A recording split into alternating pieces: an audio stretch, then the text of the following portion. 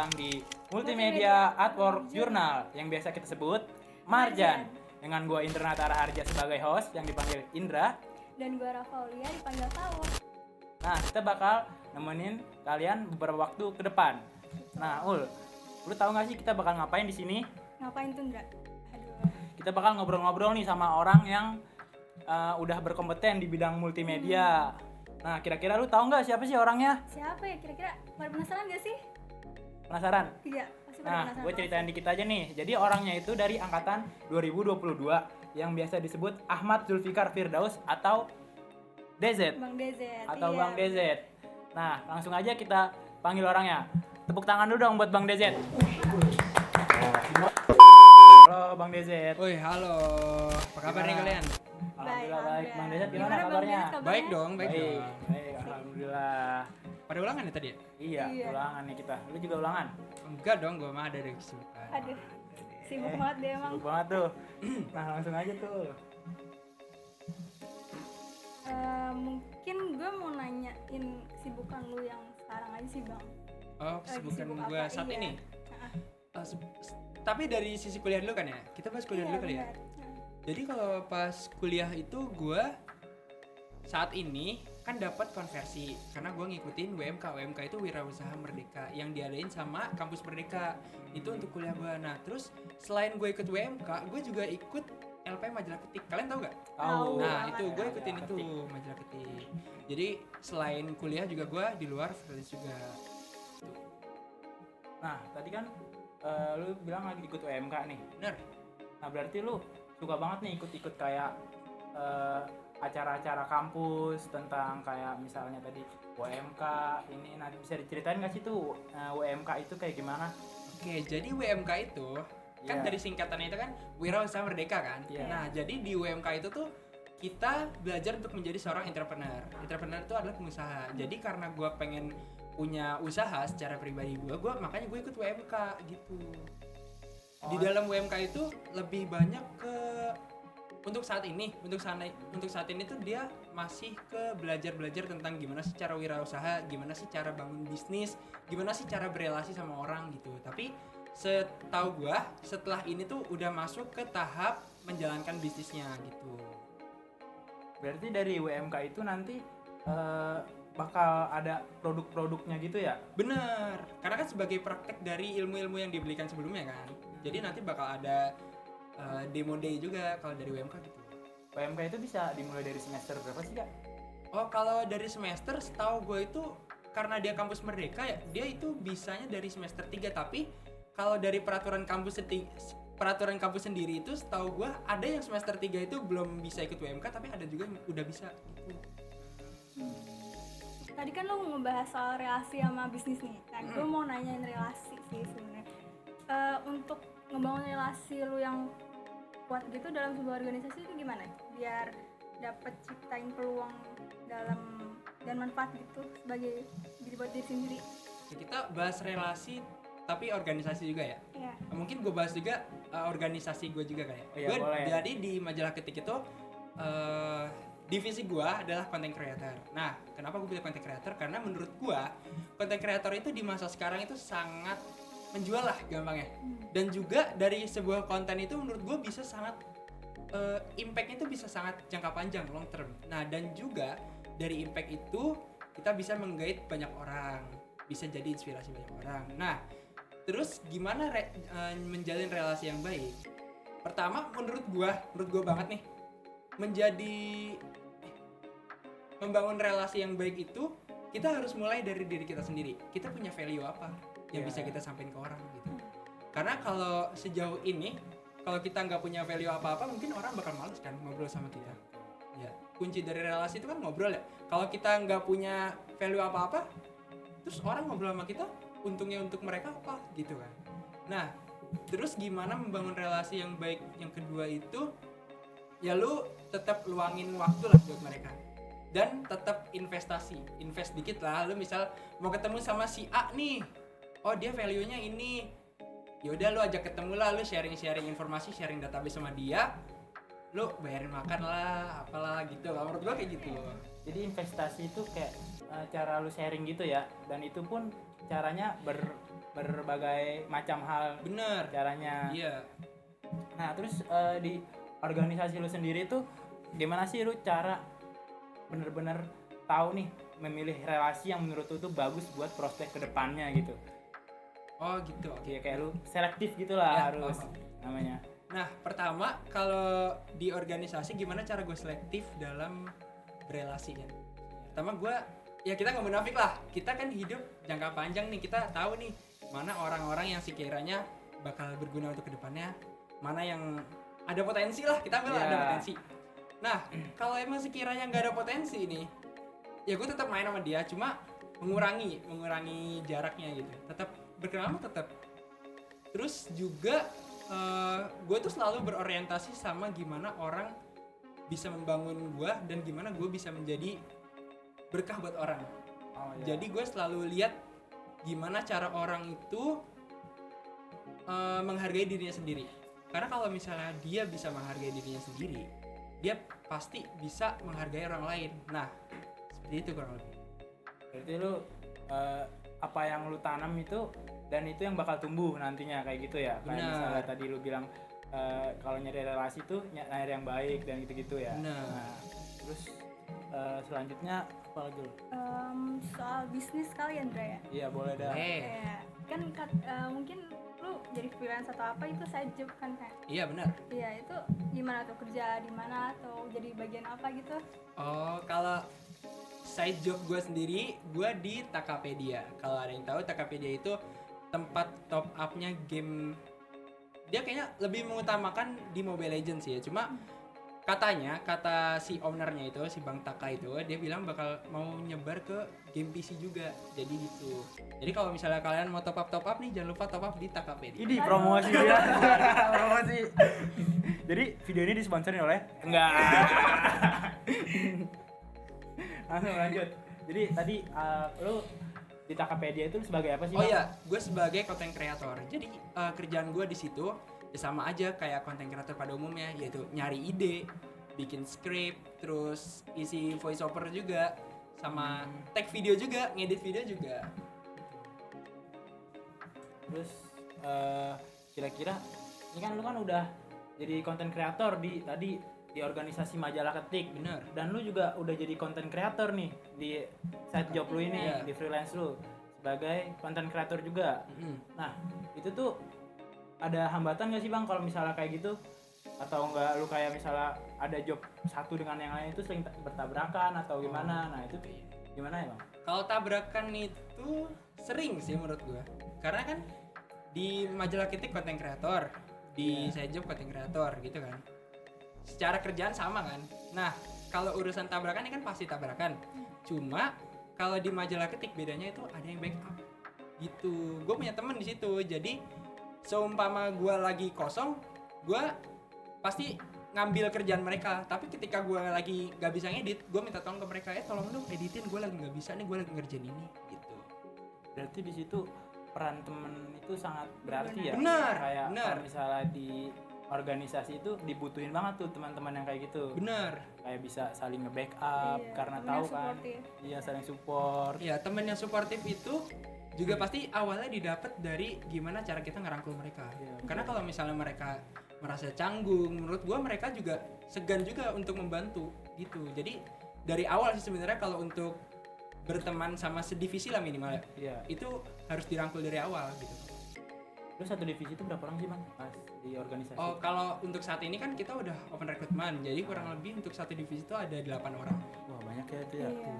Berarti banyak banget yang mau jadi content creator juga ya. Ya alhamdulillahnya banyak. Jadi ringanin beban lo apa? Ya lumayan lah. Lumayan. Terus tadi kita coba ulik lagi kali ya, mundur ke belakang tentang organisasi itu sendiri. Organisasi, oke. Nah, ini kalau misalnya ngeliat-ngeliat dari organisasi lu nih kayaknya kerja sama timnya tuh kuat banget tuh kayak yang tadi lu bilang. Iya. Cara nge-backupnya, terus ini ya Ul ya. Itu tuh gimana sih cara bikin tim yang baik gitu dalam organisasi itu? Ya kayak yang tadi gue bilang, bonding dari awal tuh. Jadi pas awal-awal dulu itu kita lebih ke ngajakin main gitu. Terus juga sering ngechat di grup, itu kan sebenarnya salah satu cara bonding juga ya. Nah itu yang kita lakuin gitu, jadi kita nggak pengen segrup itu segan antara yang di atas sama yang di bawah, maksudnya semester atas sama semester bawah tuh kita nggak pengen ada gitu. Jadi kalau misal gue selalu bilang sama anak-anak divisi gue kalau lu manggil gue Dejet aja, nggak usah pakai bang. Sesimpel itu kalau menurut gue. Jadi kalau untuk gimana cara akrabnya itu ya kita ngalah lah, kadang perlu ngalah, kadang juga perlu tegas. Nah bang, tadi kan kita udah bahas tentang organisasi. Nah kira-kira organisasi itu bisa kebawa ke dunia kerja nggak sih bang? Oh menurut gue sih bisa ya. Bisa ya? Karena sejauh ini teman-teman gue yang di organisasi dan dapat kerjaan itu biasanya dari relasi sebelumnya gitu. Dan itu dari relasi organisasi ada, dari relasi non organisasi pun bisa. Jadi nggak cuma organisasi sih menurut gue untuk relasi ke tempat kerja itu. Oh berarti lu ini dari Tokopedia ini dapatnya dari mana bang? Nah awal mulanya itu gue kan background gue tuh sempat ngonten di YouTube pas SMP. Iya. Terus pas SMA itu gue juga bikin konten di TikTok kan. Terus tuh dari TikTok itu isinya tuh editing motion graphic tentang ML juga. Nah, terus di situ gue tuh punya temen, dia tuh 100.000 followers gitu. Gue sering ngobrol sama dia. Nah, terus kan kita jadi deket tuh. Terus setelah itu gue pada suatu saat tuh gue ngonten kayak yang lagi hype sekarang gitu tuh. Konten-konten yang ngebahas sesuatu, terus style editingnya juga masih enak buat dilihat gitu kan. Nah terus temen gue ini, si yang gue deket 100.000 follower ini, ambillah namanya Dika. Si Dika ini tuh ngelihat konten gue, terus dia langsung ngechat gue, lu kayaknya bisa deh buat konten di Tokopedia. Oh iya serius, lu mau nggak kerja, katanya dia gitu. Oh itu tawaran pertama lu pas di Tokopedia itu pas? Iya benar. Ditawarin tawaran kayak pertama gitu. kayak gitu dia. Oh jadi terus lanjut bang, asik tuh. Nah setelah itu ya gue malah kaget dong. Iya. Ini serius nih gue ditawarin gini gitu. Ya udah gue dengan segala kesibukan gue di kampus, ya udahlah tabrak aja gitu. Gue bilang boleh deh dik gitu. Akhirnya di pekerjaan pertama gue, terus trial, akhirnya gue terima gitu deh. Nah di situ tuh apa sih bang yang mendorong lu untuk masuk ke dunia freelance itu, dan kenapa lu berani ngambil porsi itu freelance yang udah kayak kita tahu tuh Tokopedia tuh udah lumayan gede ya kalau di media sosial, kenapa lu berani ngambilnya itu? Oh ya tentulah, pertama karena gue selalu lihat siapa leadernya. Nah gue kan udah cukup nontonin Tokopedia ini udah lama nih, si orangnya ini, si Bang Taka ini gue udah nontonin udah lama. Nah karena gue ngeliat orangnya, oh orangnya ini gitu, jadi gue nggak ragu-ragu lah, walaupun gue sibuk di kampus, gue tetap ambil aja lah, apapun kesibukannya gue pasti tetap luangin buat konten di situ. Jadi pertama gue lihat dari siapa leadernya dulu, terus kedua kesempatan gak datang 2 kali loh, gitu. Jadi gue langsung ambil aja lah, gitu. Beraniin diri untuk ngambil kesempatan yang mungkin kalau misalnya kita tolak itu nggak bakal datang lagi ya. Iya, lebih ke ngambil resiko ya kayaknya. Berani ngambil resiko ya. Benar. Nah betul. Jadi hebatnya dari DZ ini dia tuh ngegas semuanya apa aja kerjaan yang ada tuh, walaupun kita tahu nih Bang DZ kan dia tuh kayak tadi yang disebut sibuk banget ikut WMK lah, ikut majalah ketik lah. Nah terus dia berani nih ngambil yang namanya side job yang lumayan besar ini. Nah terus pertanyaan selanjutnya tuh kayak apa sih yang membuat lu tertarik gitu buat bikin konten video itu bang? Oh, awalnya tuh kan gue bikin konten itu kan soal ML kan awalnya. Iya. Karena pertama gue suka ML, kedua gue selalu update nih tentang ML ini gimana-nya. Dan kebetulan ML itu sistemnya selalu update, jadi pasti ada informasi terbaru di game itu. Nah, karena dari peluang itu gue lihat, oh kayaknya bisa deh konten di ML ini, karena idenya tuh nggak bakal habis gitu. Terus kedua, kalau dari konten ini kayak yang tadi gue bilang tuh, konten itu menurut gue bisa sangat long term. Dari benefitnya, dari manfaat si kontennya itu juga. Jadi kalau sesuatu yang jangka panjang kayak gini gue selalu suka gitu. Karena impactnya ke diri gue juga pasti di suatu saat ada aja nih sesuatu yang bakal datang ke gue gitu. Kalau menurut gue gitu. Jadi kan tadi lu bilang lu tuh suka main Mobile Legends. Nah terus berarti dari hobi lu main game itu bisa jadi kerjaan juga buat lu ya bang ya? Benar. Bisa menghasilkan duit dari game Mobile Legend itu, Benar. nyari informasi, ngasih informasi tentang hal patch terbaru yang ada di Mobile Legend. Benar banget. Nah, terus pas di Tokopedia itu apa sih Bang kesulitan lu pas ngedit atau apapun, membagi waktu apa gimana Bang? Kesulitan untuk pertama atau untuk saat ini? Pas pertama lu pertama ngejalanin ngejalanin itu dulu udah coba. Nah, kalau untuk pertama ngejalanin gue masih segan-segan sama orang di situ. Karena tuh kan sebenarnya kalau di situ itu lebih ke individualis juga ya orang-orangnya. Tapi kita juga nggak jarang untuk bareng-bareng collab gitu kan.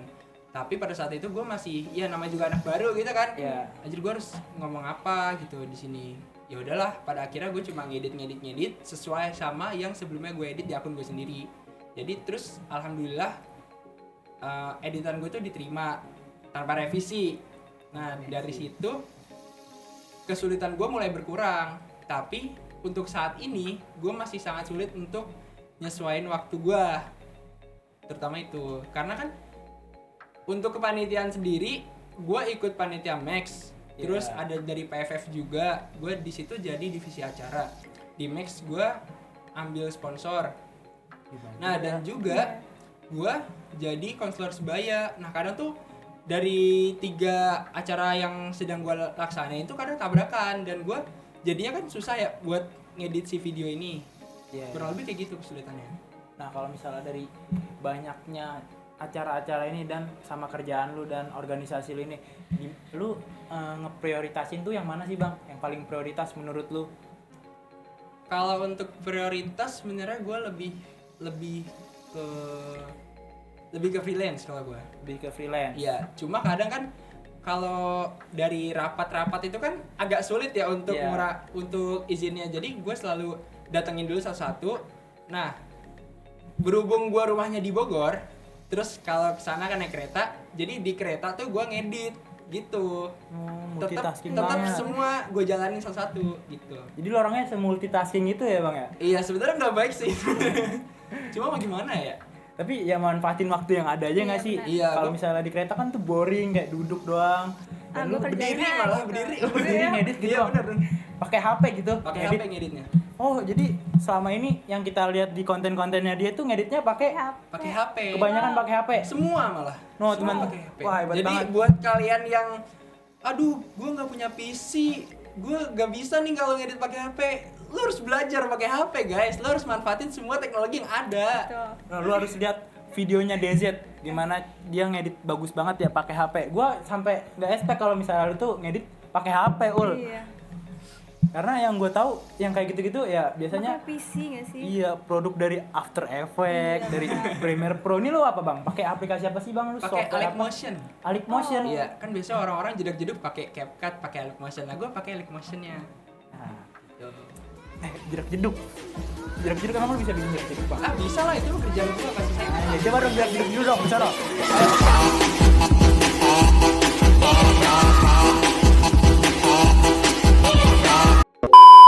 Kan tadi lu ini Bang banyak banget kegiatannya nih. Dan pasti gimana cara lu tuh membangun personal branding buat biar dikenal banyak orang atau dipercaya oleh klien gitu, gimana sih? Nah, justru dari kegiatan-kegiatan yang gue ikutin ini adalah salah satu bentuk personal branding gue. Karena gue kan kenal sama banyak orang nih di acara-acara yang gue ikutin. Iya. Nah, itu kan jadinya orang lebih kenal gue kan. Iya, Gue bener. selalu bilang kalau setiap gue ketemu orang, gue nggak lupa buat ngomongin apa yang gue bisa gitu. Jadi ketika mereka suatu saat butuh sesuatu yang ada korelasinya sama gue, ya gue harapkan mereka ngechatnya gue gitu. Asik. Oh, jadi dia ini kayak nebar pesona gitu Iya, ke orang-orang biar tuh dia tuh kayak orang-orang tuh gue ngarah bisa ke dia. loh Iya, ini gue gitu. bisa ini loh, gue bisa. Gue ini loh. aja gitu. Secara nggak Tapi gue langsung terbar pesona dengan yang serius Karya, dong, iya. kan ada bukti. Iya sih, itu namanya teknik marketing. Betul. Untuk kedepannya.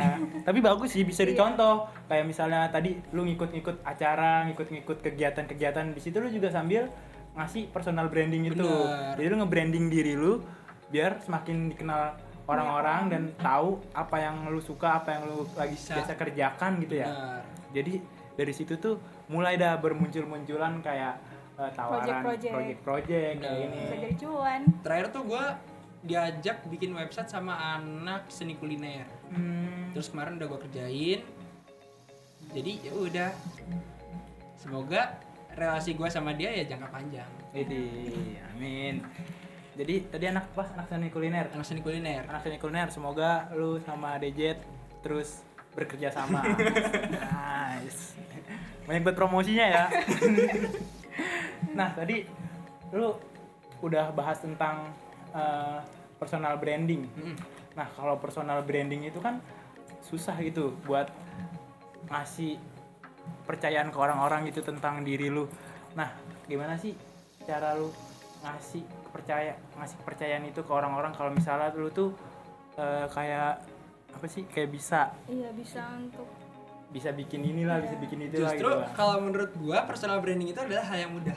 Hal yang mudah. Iya, asal kita kenal diri kita bisa apa yang bisa kita sampaikan ke orang. Kalau kita satuin, itu orang mungkin bisa percaya ke kita. Oh. Itu harapan pertama. Iya, Kedua, iya. kita gua selalu tunjukkan dengan bukti apa yang gue bisa. Gue selalu post di sosial media. Jadi buat kalian yang malu-malu nih buat ngepost sesuatu di sosial media, iya jangan ngepost di second account, langsung aja post di first. Karena itu engagementnya bagus buat pamer. Enggak, sebenarnya bukan buat pamer. Buat bangun Karya, portfolio. iya. Nice. Wih, sekarang bahasnya nyenggolnya ke portofolio. Lu penasaran gak sih Ul Iya, dengan penasaran cerita-ceritanya Bang DZ tadi? yang super duper mega, Aduh, yang super duper mega. Mega mendung. Mega apa tuh? Mega. Nah, tadi bahasnya tentang portofolio. Nah, kalian tuh pada penasaran gak sih tentang portofolio DZ Bang ini? DZ ini yang sangat wow sekali. Nanti muncul di atas ini nggak? Enggak dong. Oh. Tadi kan udah bahas tentang video. Iya. Terus bisa kita lihat di Instagramnya. Instagramnya apa Bang DZ? Tadi lupa. @abcdezett. Gitu deh pokoknya. abcdz. Bisa dicari tuh ya nanti. Nggak usah dicari, ntar kan di bawah sini ada. Aduh. bagus. Kasian editor ya dong. Nah, iya tuh. Nah, tuh dari situ tuh kalau kita lihat tuh dia sering ngupload konten tentang Mobile Legends. Iya. Video editing gitu. Sama terus desain juga. juga. Nah, terus kalau misalnya kita dalemin lagi, lu ada LinkedIn gak sih, Bang? Ada LinkedIn. Nah, LinkedIn. Ada di LinkedIn bahasa gua. LinkedIn gua ada di IG gua juga. Oh, ada di IG lu. Iya, benar. Nah, di situ ada portofolio biasanya, Ul. Iya, biasanya. Nah, lu penasaran gak sih Penasaran apa aja banget. portofolionya dia? Langsung kita spill aja gak sih, guys? Spill aja kayak Spill berarti. kita lihat kali ya portofolionya. Kita lihat, portofolionya bagus banget, Indra. Kayak rapi gitu ya. Iya. Kayak udah siap buat Siap kerja. waduh, siap kerja. Kalau gitu aja. kalau dilihat-lihat tuh kayak tertarik desain atau video editing gitu ya, yang mengarahnya ke game. Nah, iya kayak yang tadi dibilang mungkin.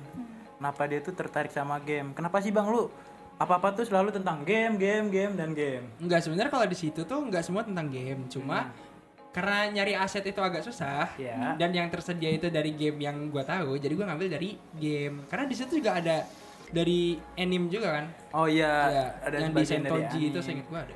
Iya, terus dari desain ini tuh lu ngeditnya pakai apa, Bang? Tergantung. Jadi untuk kan seingat gue di situ tuh ada yang untuk IG gue, yang satu lagi untuk jualan.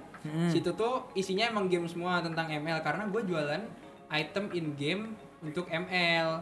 Nah itu gue ngeditnya di Alec Motion lagi. Nah terus di situ juga ada yang bentukannya kayak masak makanan gitulah, jualan makanan. Itu gue ngeditnya di Figma. Di Figma. Iya. Oh, jadi dia tuh fleksibel gitu, ngeditnya di mana aja ya, Bang? Bener. Karena menurut gue aplikasi itu nggak terlalu berpengaruh sih guys. Yang penting hasilnya. Yang penting tuh skillnya. Skillnya tuh nggak skill isu. Iya, Terus iya. kedua, lu udah ngerti nih logika dari tiap desain tuh kayak gimana gitu. Jadi menurut gue yang penting tuh itu aja. Nah, Bagus terus banget, Indra. iya. Terus nih di portofolio lu tuh ada UI UX juga tuh, Bang. Iya. Nah, lu gimana sih, Bang? Lu apa sih sebenarnya multimedia tuh yang lu tertarik tuh apa bidangnya? Jadi lu desain iya, Video editing iya, terus UI UX UI UX juga dijadiin portofolio Iya, sama bener. dia kayak Coba dah ceritain Bang gimana Bang? Ya kan itulah yang namanya multimedia ya. Iya. UI, UX iya, desain iya, video iya. Semuanya dirangkum. Iya, kan itu semua adalah media. Kalau misalnya kita cuma satu nih si desain doang, ya namanya anak degra dong, desain grafis. Iya. Kalau multimedia ya visual iya, audio iya, jadilah video gitu. Jadi Makanya semuanya gue masukin situ. multimedia itu memang menyangkut semuanya juga ya. Bener. Dan lu tuh memanfaatkan itu semua. Iya. Betul. Nah, nih yang kita lihat nih coba nih, kayak desain UI UX-nya tuh bagus banget, rapi banget. Nah, lu gimana sih Bang? Kenapa tuh lu tertarik gitu sama UI UX? Sedangkan yang kita tahu nih teman-teman multimedia nih banyak yang kurang tertarik sama UI UX. Nah, lebih ke kadang video editing atau desain. gitu Bang. Kenapa lu tertarik gitu? Ke UI UX. Iya. Karena tuh pada saat itu gue lagi belajar kan soal UI UX, dan juga menurut gue, oh UI sekarang ini udah keren, cuma kayaknya kurang inovasi deh gitu. Jadi gue mencobalah untuk bikin sebuah desain yang ada inovasinya. Kadang tuh desain itu kan di situ ada desain Satgas PPKS gitu Yeah. kan, yang isinya itu ada kuis dan sebagainya, materi juga ada. Nah menurut gue desain untuk Satgas PPKS itu kan biasanya formal kan. Iya, benar. Karena itu dari Kemendikbud. Jadi di situ gue bawalah dengan cara yang lebih bahasanya lebih natural, lebih diterima sama Gen Z, lebih fun juga untuk dilihat. Karena di situ gue taruh juga tuh ada gambar kucing gitu sebagai Oh, penyapa di bagian kuis gitu. Jadi gue selalu mencari sebuah inovasi dari sebuah desain. Makanya gue tertarik gitu. Terus kan lu banyak banget nih style desainnya, kayak mulai tadi dari game, terus kayak yang di portofolio lu yang ini, terus kayak desain UI UX itu. Nah, lu dapet inspirasinya itu dari mana sih Bang? Nah, yang kita tahu tuh kayak orang-orang sekarang tuh banyak itu yang art Asal. block, yang kayak ngerasa aduh gua nggak tahu nih harus gimana. Nah, itu lu gimana sih Bang? Bisa dapet banyak banget inspirasi. Kalau inspirasi itu kan sebenarnya bisa dari mana aja ya. Bahkan dari desain belakang ini pun bisa jadi inspirasi nih. Cuma kalau sejauh ini yang gue cari inspirasi itu biasanya dari Pinterest gitu. Terus dari YouTube juga, karena kan thumbnail orang itu kan even itu adalah thumbnail, tapi kan kita bisa adaptasiin ke sebuah desain atau sebuah video gitu. Jadi menurut gue kalau inspirasi itu datang dari mana aja sih? Bahkan dari lemari ini pun bisa jadi inspirasi. Nah, berarti gimana dari inspirasi itu gimana cara kita ngembanginnya aja gitu ya Bang? Benar. Gimana cara kita kayak yang tadi gue bilang mainin logikanya. Gitu. Imajinasi kita. Imajinasi dimainin.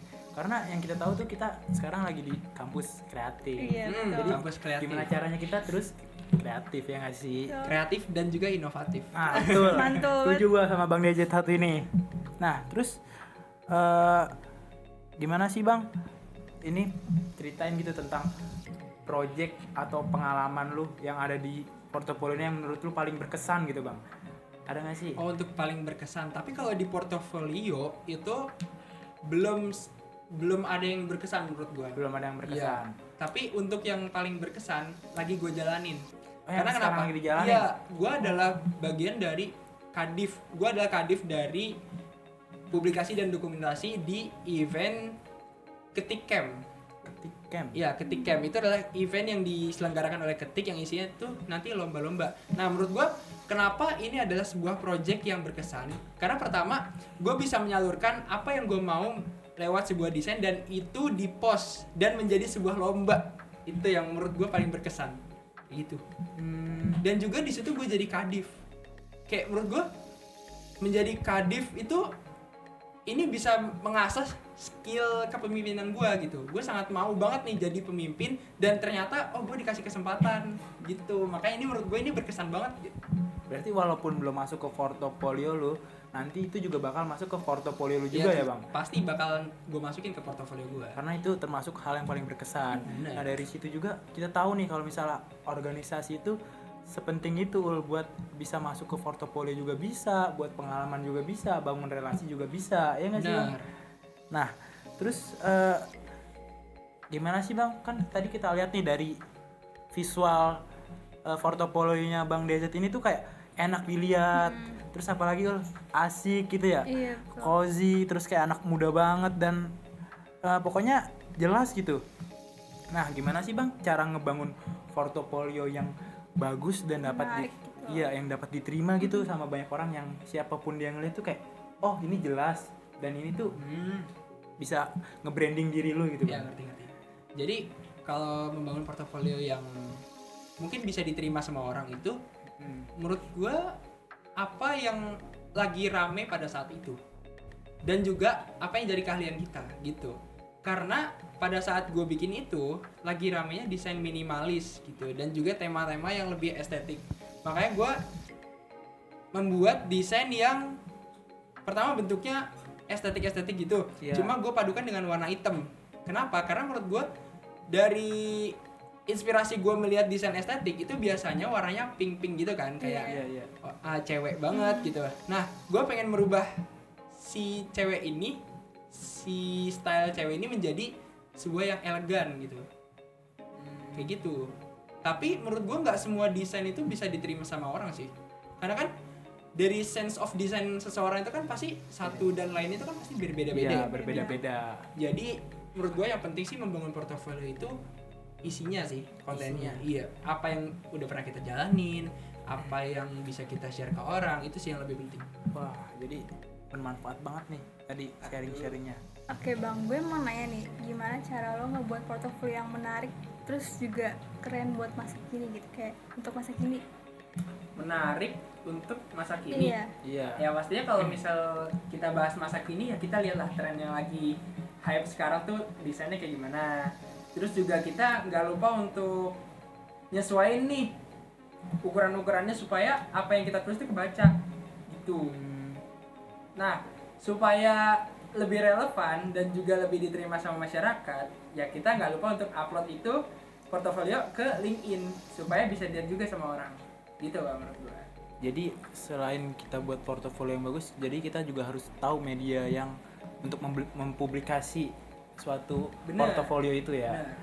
Oh, nah terus jadi masalah tuh ini Bang, banyak dari kita tuh kayak dari gue sendiri nih ya, gue tuh males gitu mau buat portofolio. Sebenarnya ada kerjaan satu dua lah yang, tapi buat nyusun jadi Iya. portofolio tuh males. Kayak portofolio itu kan apa yang udah kita kerjakan ya Bang, Benar. otomatis kita harus nggak update terus. Nah itu tuh males. Nah menurut lu tuh gimana sih? Nah di sisi lain tuh lu tuh banyak banget itu kerjaannya, kok lu bisa Bang bikin portofolio yang update gitu? Nah tentunya pada saat itu pun gue sama kayak kalian, males. Oh jadi kita punya perasaan yang sama. Bener, males perasaan yang emang sama. darah daging di manusia kalau menurut gue. Tapi pada saat itu portofolio adalah prioritas gue. Gitu. Jadi kalau emang lu merasa malas, mungkin hal yang malesin itu nggak penting menurut lu. Kayak gitu. Menurut lu penting nggak portofolio? Penting. Nah, jadi jangan malas-malas kalau update portofolio. Jadi skala prioritas nih, lu mau prioritasin malas lu dulu Atau apa portofolio lu dulu? Kerja dulu sih. Portofolio dulu lah. Jadi ya, kalau misalnya portofolio bagus tuh otomatis kerjaan juga bakal ngikut nggak sih? Sebenarnya kalau dibilang otomatis tuh enggak ya, karena kita harus masarin juga tuh si portofolio itu supaya dilihat orang. Oh, Karena iya, tuh iya. kadang company itu nyari orang yang bisa satu hal secara merinci, tapi kadang ada company juga yang bisa yang ngelihat orang itu harus bisa banyak hal. Iya. Gitu. Jadi kayak misalnya ada nih dibutuhkan desain grafis, tapi jobnya Nyetir tuh tank gitu. wow, itu mah beda lagi tuh, perang dunia. Nah, ini Bang, terus kayak tadi kan kita lihat portofolionya tuh banyak banget. Kalau misalnya teman-teman lihat di LinkedIn-nya Bang DZ ini, nah gimana sih Bang cara lu ngatur waktunya Bang buat kayak kerjaan lu, terus nyusun portofolio dan organisasi lu gitu Bang? Ngatur waktu ya kita harus tahu prioritasnya yang mana dulu. Itu pertama. Kedua, kalau emang kerjaannya itu bisa impact untuk jangka panjang, ya itu diduluin dulu. Terus ketiga, gue itu tipikal orang yang mager. Nah makanya gue buru-buru ngerjain supaya bisa enjoy my mager time gitu. Oh, harus ada mid time-nya sama si Iya. mager ini ya. Bener. Jadi kerjaan itu buru-buru gue selesain dan supaya gue bisa santai-santai gitu. Jadi buat kalian tuh jangan malas-malas guys. Karena kalau ngabisin waktu dan ngebiarin waktu kosong untuk nonton TikTok, scroll IG, itu menurut gue ngabisin waktu banget deh. Jadi kayak kurang produktif gitu ya kalau di diri lu sendiri kalau misalnya Iya. cuma kayak gitu-gitu doang. Ya gue penganut yang super produktif tapi jadinya unhealthy. Bantu. Nggak sehat. Nggak sehat. Bahasa. Nah, terus apalagi nih Ul? Kan dia kan tadi udah kayak ngasih tahu nih banyak soal gimana cara ngebagi waktunya. Terus tadi dia juga nyinggung dia tuh pengen cepet-cepet buru-buru selesai gitu loh Ul. Nah, gimana sih tipsnya biar buru-buru selesai tapi rapi gitu? Iya. Apa lu ada bantuan Ada makhluk-makhluk dong. lain gitu? Ada dong, gue punya jin di rumah. Apa Namanya tuh? OpenAI. OpenAI. Gue tuh kalau ngerjain sesuatu nih, gue selalu punya dasar dulu, baru gue minta bantuan sama AI. Gitu.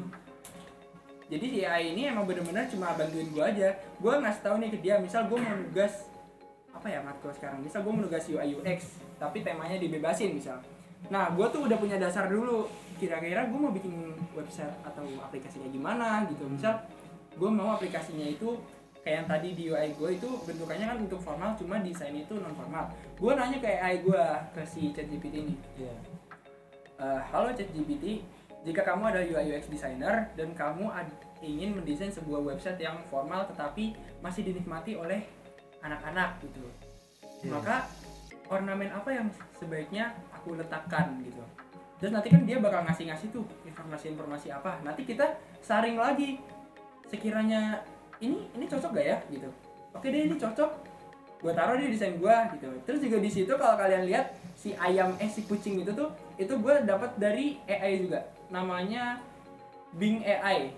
Oh, Itu dapat dari Bing. dari Bing itu kayak Yang gambar. Iya, yang gambar Iya, itu. iya. Gua ngegenerate-nya tuh seingat gua kucing kuning sedang mengatakan halo, melambaikan tangan ke atas dengan background putih. Seingat gua kayak gitu.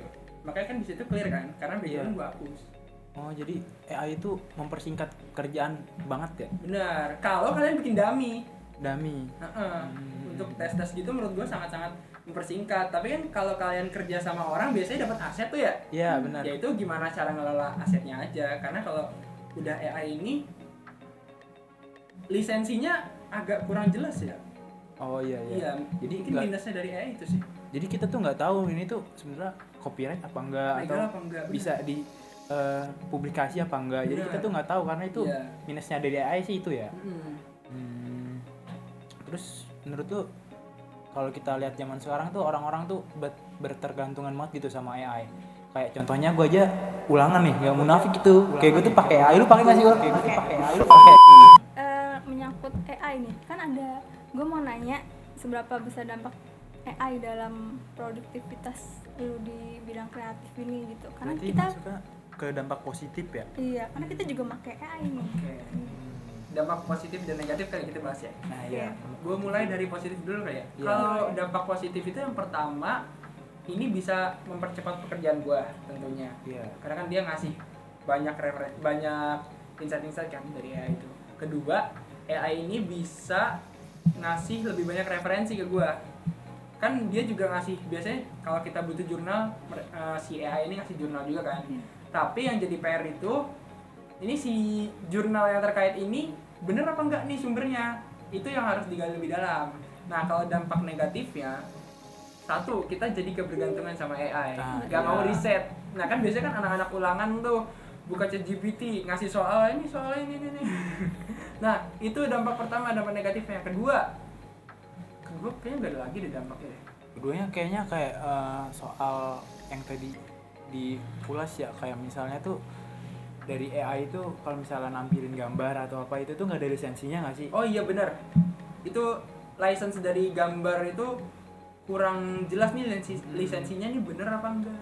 Nah berarti dari banyaknya manfaat negatif dan positifnya tuh dari AI itu banyak banget ya. Iya. Di dunia sekarang. Bener. Kayak di dunia editing aja sekarang banyak masuk kayak AI yang ada. Kayak lu tahu apa bang kalau misalnya dari AI itu dari AI itu ke editing tuh kayak gimana bang? Kalau menurut gue tuh sekarang tuh stok video udah kita bisa ambil dari AI. Kita nge-prompt dikit, nanti dia ngasih stok video. Tapi tuh iya. itu masih jadi kasus. Ini dari video orang apa bukan gitu kasusnya sih. Iya. Nah berarti AI itu ngebantu banget dalam hal apapun di dunia kreatif ini ya. Bener. Kayak misalnya mempersingkat waktu atau apa. Nah berarti ini tuh bisa jadi jawaban juga nih dari pertanyaan seseorang nih bang. Apa tuh? Nih ada pertanyaannya nih dari ada deh pasti tahu tuh Kak DZWKWK. Kak, kita banyak segrupnya, kayaknya Lau sibuk banget ya. Ngindarin apa sih Kak? Kok sampai panitia sana sini diikutin? Maaf ya, salah gua waktu itu Salah WKWK. gua waktu itu, dia punya salah sama gua. Oh, lu punya salah. Dia yang punya salah, lu Oh berarti dia bener punya salah sama lu. Iya. Aduh, apaan tuh? Gak usah dipilih itu lah. Gua malas banget anjir ngomong gitu. Nah, berarti dari jawaban ini kayak lu tuh dikenal gitu kalau lu tuh orangnya sibuk. Ternyata dari sibuknya lu itu banyak yang ngebuat lu sibuk tuh, kayak misalnya tadi editor, terus jadi organisasi dan ikut event-event atau acara. Nah, di sisi itu juga di semuanya itu bisa lu kemas gitu dengan baik, kayak ngatur waktunya dengan baik dan lu bisa memanfaatin semuanya ya Ul, kayak dia tuh ngemanfaatin AI dengan baik kayak yang tadi dibilangnya. Nah, terus gimana sih Bang? Sekarang kita masuk ke ini kali ya, saran dari Bang DZ ini. Siapa? Untuk siapa? Untuk semua dia penonton tadi. kita. Oh, untuk semua penonton. Kan tadi lu nggak mau bahas yang Nah, itu. itu nggak usah dibahas lah, orang aneh. Saran untuk penonton. Saran untuk penonton, pertama jangan males. Dari segi apapun itu, jangan males karena nggak semua orang peduli sama lu. Even lu upload ini belum tentu semua orang suka. Bahkan lu aja nggak suka sama orang. Nggak suka sama semua orang kan. Ada orang yang suka bubur, ada yang diaduk, ada yang nggak diaduk. Nah, Kalau lu suka steak, ada yang suka steak, bahkan ada yang vegan gak suka sama steak. Jadi kalau lu malu, ya lu mau jadi apa ke depannya? Iya. oh Buat iya. apa sih malu-malu tuh? Jadi ngumpetin talenta lu gitu.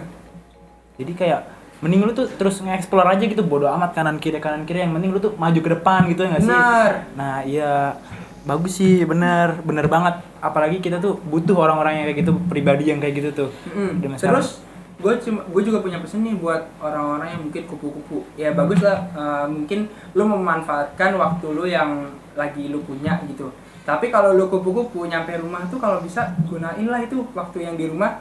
Jangan cuma nonton drakor, jangan cuma buka TikTok, buka IG, ngapain? Mending yang lu tonton dari drakor lu implementasiin ke pakai skill lu gitu. Jadi manfaatin waktu muda lu yang tersisa, jangan sampai kebuang sia-sia Gue gitu. sebel banget sama teman-teman gue yang nyampe rumah terus tiba-tiba udah gosip. Ya elah, gue nyampe rumah udah gosip. Nanti dulu dong, kerjaan gue belum kelar. Kalau mau gosip ntar dulu. Kan lu juga mau ikutan ya? Iya. Tapi banyak kerjaan. Tapi Aduh, kerja gue belum kelar. sibuk banget sih. Yaudah Bang. Sulit. Kayak bagus banget sih tadi masukannya. Kayak saran-sarannya ini kayak bisa lah kalian tuh ngeimplementasiinnya di kehidupan nanti. Buat yang nonton nih, ingat kata-kata Desi tadi, jangan malas Pokoknya jangan malas. Kayak Masih muda, Nah. badan masih kuat. lu aja nggak malas ya Bang ya? Alhamdulillah enggak. Nah, terus kayak terakhir nih Bang, dari ini tuh apa lu pengen jadi apa ke depannya, apa kayak terus harapan lu ke depannya buat diri lu dan apapun gitu. Harapannya sih gue terus berkembang ya. Terus gue juga selalu menetapkan diri gue pada prinsip yang gue punya gitu sih. Terus mungkin apa yang pengen gue jadi gitu kan, gue pengen jadi bisnismen dan gue pengen jadi ayah yang baik untuk anak-anak gue. Jauh banget sih itu, jauh banget. Nggak apa-apa. Emang umur segini tuh harus mikir ke sana. Umur segini lagi overthinkingnya iya. bro. Udah di kepala dua. Semuanya ini. Ya udah kali ya. Oke. Kita tuh udah sampai penghujung acara Bang, nggak kerasa banget ya nggak sih Ul? Betul. Kayak asik banget ngobrolnya, tiba-tiba tuh udah sampai sini aja, udah sampai saran, masukan. Ada part 2 ntar? Aduh, nggak tahu nih kalau part 2.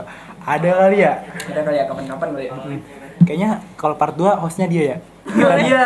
Narsumnya berdua. Oke. Nah, oke, teman-teman, tutup Ul. Segitu aja teman-teman dari kita, semoga bermanfaat. Sampai jumpa di Marjan berikutnya. Dadah, terima kasih.